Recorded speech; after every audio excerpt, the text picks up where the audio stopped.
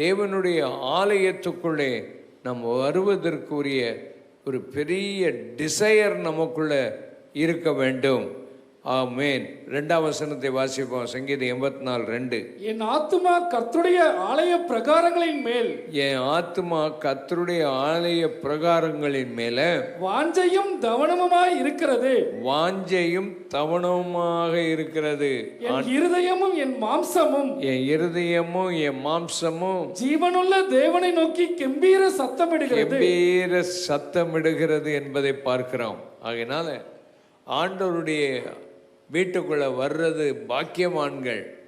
உங்களுக்கு அது பற்றிய ஒரு வாஞ்சை, தவனம், கெம்பீர சத்தம் இருக்கணும். இந்த சங்கீதக்காரன் 10ஆம் வசனத்துல என்ன சொல்லுகிறார்? 10ஆம் வசனத்துல 1000 நாளை பார்க்கிலும், 1000 நாளை பார்க்கிலும் உமது பிரகாரங்களில் செல்லும் ஒரே நாள் நல்லது. பிரகாரத்துல செல்ற ஒரே நாள், 1000 நாள் பார்க்கிலும் ஒரு நாள் நம்முடைய ஆண்டவர் சமூகத்தில் நாம் வர்றது. வாசிங்க.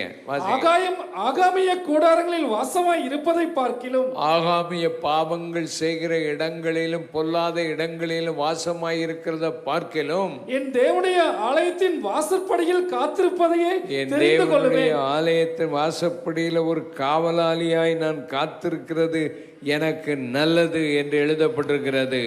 அல்லேலூயா, ஆமென். ஆகினால் கர்த்தருடைய ஆலயத்தில் தேவனுடைய சபையிலே வந்து ஜெபம் பண்ணுவது, தேவனுடைய சபையிலே வருவது, தங்குவது, இந்த மாதத்தின் முதல் தேதியிலே ஆண்டவருடைய சமூகத்தில் ஓடி வந்திருக்கிற உங்கள் வாழ்க்கையில், ஆண்டவருடைய வீட்டில் வாசமாயிருக்கிற உங்கள் வாழ்க்கை பாக்கியமான ஒரு வாழ்க்கை, ஒரு ஆசீர்வாதமான வாழ்க்கை.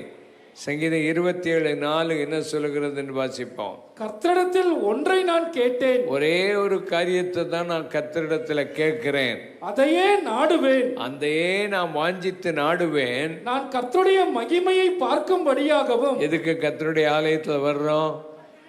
கர்த்தருடைய மகிமையை பார்ப்போம். எத்தனை பேர் அதை விசுவாசிக்கிறீங்க?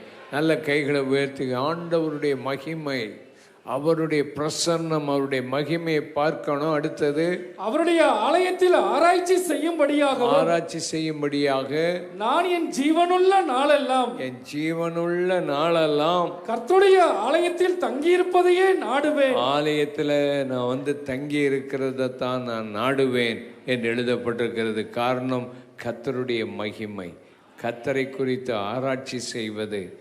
அதுக்காக ஆண்டவர் 1000 நாளை பார்க்கணும். அவர் சமூகத்தில் வர்ற ஒரே நாள் நல்ல நாள். ஹல்லேலூயா. இந்த நாட்களில் கர்த்தர் அப்படி ஆண்டவருடைய வாசஸ்தலத்தில் வாசமாயிருக்க விரும்புகிறார். இந்த சங்கீதக்காரன் இந்த சங்கீதத்தை எழுதும்போது அவனுடைய மகன் அவனை துரத்தி, அப்சலோம் தாவீதை துரத்தி காட்டுக்குள்ளே அனுப்பின போது, எருசலேமிலுள்ள தேவ ஆலயத்தில் அவனுடைய வாழ்க்கையின் வாஞ்சை இருந்தது. நான் இந்த இடத்துல இருக்கிறேனே, அந்த இடத்த நான் தேவனுடைய ஆலயத்தை பார்க்கும்போது அதுக்குள்ள தகைவலான் குருவிகள் இருக்கிறது, அடைக்கலான் குருவிகள்லாம் கூடு வச்சிருக்குது.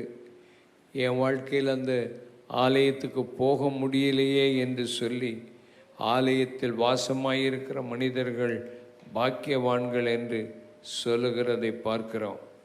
அது மாத்திரமல்ல, அந்த ஆலயத்தின் மேலே வாஞ்சை மாத்திரமல்ல, அவன் சொல்லுகிறான். 3ஆம் வசனத்தை பாருங்க. 3ஆம் வசனம் வாசிங்க. என் ராஜாவும் என் தேவனுமாகிய சேனைகளின் கர்த்தாவே, சேனைகளின் கர்த்தாவே, உம்முடைய பீடங்கள் அண்டையில் அடைக்கலான் குருவிக்கு வீடும், அடைக்கலான் குருவிக்கு ஒரு வீடும், தகைவிலான் குருவிக்கு தன் குஞ்சுகளை வைக்கும் கூடும் கிடைத்ததே. தன் குஞ்சுகளை வைக்கிற ஒரு கூடு கிடைத்ததே.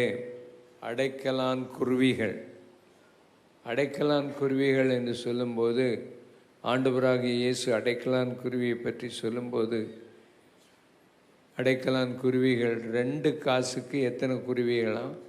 5 அடைக்கலான் குருவிகளாம். 2 காசுக்கு 5 அடைக்கலான் குருவிகள். அந்த குருவிகள் கூட தேவனால் மறக்கப்படுவதில்லை. தேவனுடைய சித்தம் இல்லாமல் தரையில் அது ஒன்று கூட விழாது.